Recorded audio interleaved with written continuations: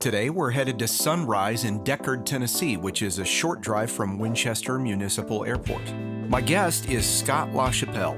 This is Pilot Eats. Pilot Eats. We're gonna do it. Pilot Eats Food. Here we go. Oh, woohoo.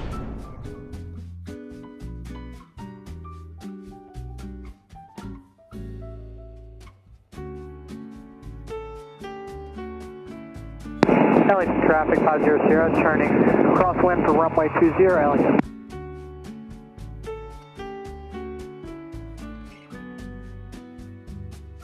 Oh, that's smooth. All right, I'm here with Scott LaChapell, who I have known for 30 years now, or more.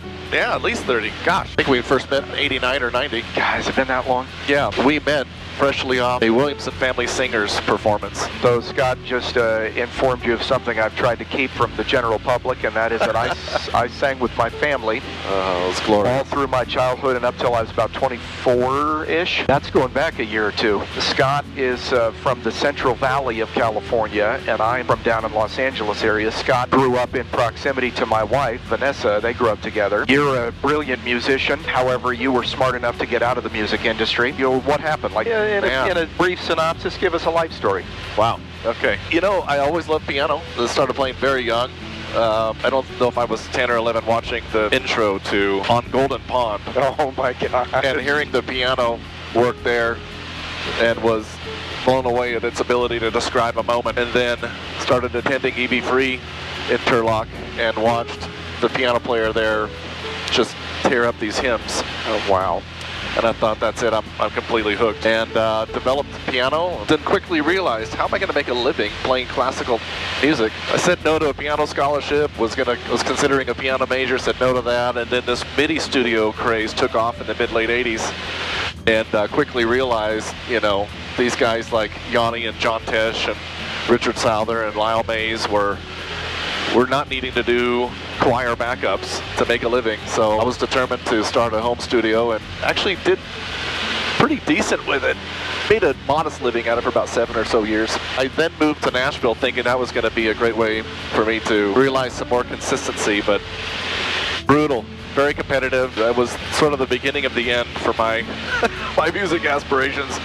That was backed up by getting into a manufacturing plant and doing very well there and realizing consistent income. Checks came in every week as they were supposed to. It was amazingly incredible concept. You had your own company, you and your dad, LaChapell Audio, which anybody inside our industry will know what that is. Yeah, that was an amazing period of 12 years. Started LaChapell Audio in 2005 after years of developing equipment with my dad, who was a very seasoned design engineer for defense industries at Lawrence Livermore. I think he used my ears and my sort of musicality and preferences, but I was, you know, massively dependent on his ability to translate that. Sure. And of course come up with the schematics that would dial that in so well. Yeah.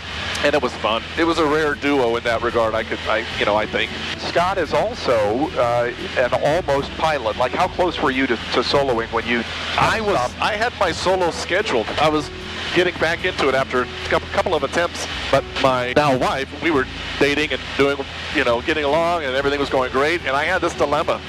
Was I going to continue paying for flight lessons? or buy a ring, yeah. Is there a ring to buy? Yeah. So I have never regretted it. Well, you're going to have to fly this thing at some point because I feel a massive heart attack coming on. Alrighty. Thanks for the heads up. I don't know if it's going to happen right now or in about 5 minutes, but you'll just so you know, I just kind of wanted to warn you. Okay, thank you. Also, I have no idea where I am. Do you know how to fly? Like, really? Because I don't. I mean, I just see a lot of grass and trees and. Yeah, when I'm up this high, I tend to use the wind for the direction. Oh, sure.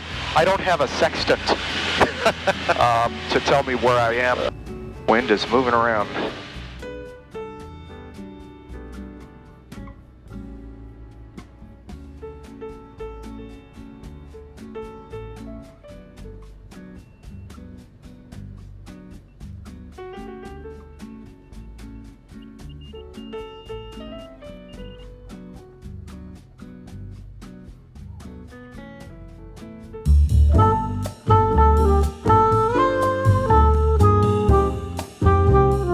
Today's crew car here at Winchester Municipal Airport is a 2006 Ford Ranger, and it's actually not bad. Tires look pretty good.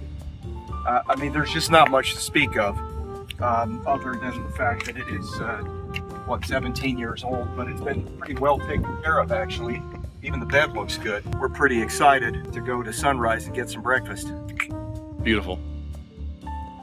Sunrise chose a modern warehouse look with their architecture, but the food is all about traditional Southern home cooking. They've got all the sweet stuff, but if you prefer savory, they've got that too. They're open Tuesday to Sunday, 6 a.m. to 1:30 p.m., and they're closed on Mondays. And you can find them at sunrisethebreakfastplace.com. So we talked about your dad. That story has a little bit of an unhappy ending. Does, yeah. You guys were kind of clicking along, and suddenly, what was it? Did you just get a phone call? Yeah, that was rather unplanned. Yeah, to be diagnosed with leukemia out of nowhere. That was. And he wasn't even 70, right? He was in the early I think he was 67 or 68, and we actually just got back from a bucket list trip to go to Goodman, Wisconsin, little town, logging town that my grandfather grew up in. We just had a ball, but he just wasn't feeling good the whole time. He, just spontaneous little hits of nausea. I went to the doctor, and the doctor thought, I think your chicken allergy came back. Oh, good news. And then it was in July of 2015 that it was discovered he had leukemia. But man, he fought it like crazy. We thought he was going to kick it, and then all of a sudden in December of just after Christmas, I think, it came back. The bone marrow transplant did not take. But yeah, that had a big impact on the company. I mean, we were already struggling at the time. I had made a couple of, I think, design decisions. Yeah, you were the vision guy, and he was the get it done guy, at least in terms of all of the internal stuff. And so it was kind of necessary for both of you to be there. Yeah, I would build them. I would test them. He would design them. I would try to break it. Well, that's like strawberry compote. Yeah, I'm trying to figure out which episode to mention this in, and I guess this is as good as any since you and Vanessa grew up together. You remember she did breast cancer 12 years ago. Yeah, scary. So it's back.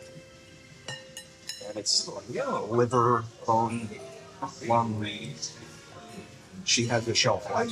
Very new information, but I mentioned in the episode 1 that she was free and clear. She has been for 12 years, and it was almost immediately after we filmed that episode that she was like, man, I've been having abdominal pain for a couple of months now, and my daughter-in-law had her gallbladder removed a couple of years ago, and she thought, well, this sounds like gallbladder pain. But when they did the ultrasound, they're like, well, there's something on your liver, and that led to a litany of tests and a biopsy, and here we are. So they basically said, you'll be on treatment for the rest of your life. The cancer will eventually outsmart anything that we throw at it. So she just said, okay, just shoot me straight. What exactly are we looking at? And they said average is 5 years, could be less, could be more. There is one remaining test to come back that could prove that it's a slightly different variant than what they are almost sure it is. And if that happened, then she would be a candidate for chemo again. She's not saying I will not do it, but her attitude is, look, I would rather have a good couple of years than a really bad 5. So, this is one of those things where you pray, you listen to the doctors, you know that miracles happen, and we just don't know. Remembering us sitting in Starbucks there on Royal Oak, he telling me all those years ago when it was discovered, and I remember you using the term, got breast cancer, really but we've got a silver bullet. And that's what the doctor said. And then you stack on 12 years of that cancer-free status after that statement. And you think, yeah, it was a silver bullet. And it's back with a vengeance. And what's interesting is, with her specific type of, the one she had 12 years ago, type of cancer, the doctors were actually really surprised. They said, somewhere between 10 and 20% of patients have a recurrence like this. It's not common. So they're really disappointed. And I'm stoic about it right now as I'm sharing it. I have these moments of, You know, just completely falling apart, and then I'm fine. and you're not dealing with someone who has lived a full life, and she's assuming there's years and decades left. We should have at least another 25 years.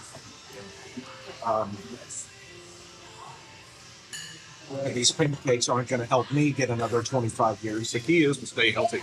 Yeah. Yeah, these pancakes are fantastic. Yeah. There's a segue. Well, I wasn't really planning on the conversation going this direction, but I'm kind of glad that it did. Okay, so you got the, what did we do here? I got the Sunrise Special, which was Eggs, bacon, potatoes, toast. scrambled bacon, home fries, home potatoes, I think they call them. Yeah, my son likes us to rate. He did an arbitrary scale you might have seen. I think it was like,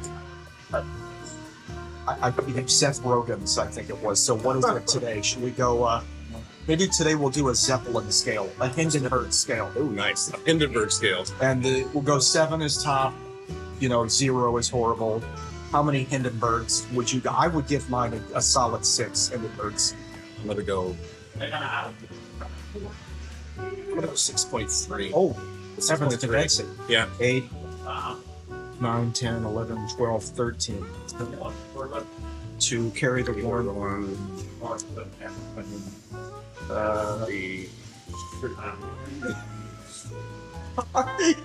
I mentioned this on another episode. See, that's why the preamps with feedback. My math is to blame for some late deliveries. I think our work here is done. We did it, Scott. You did it well. All right, you want to fly it? Sure. I've lost a little bit of altitude, but yeah, I think it's this one. You got to muscle it more. Okay. So your trim's down here if you need to make any adjustments. I've sort of got it close, but I've noticed, boy, especially when it's turbulent, this plane likes to go up. Okay. I'm constantly trimming down with it, but in air like this, it shouldn't be too bad. Well, it's been a while. As mentioned, Scott is a pilot and came close to getting his license, so Student pilot, yeah. I like to tell people I'm a veteran, non-licensed pilot for 20 years now. It's really something I've done well at. Yeah. But look at me, man. This is not, I'm not accustomed to this position. Taking you all over. Go ahead. That's what she said. How close are we? Do we need to start going down? Yeah, we should probably start.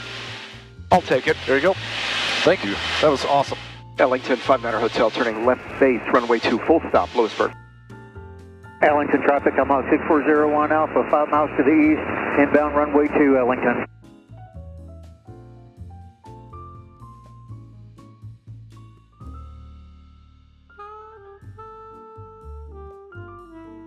Beauty.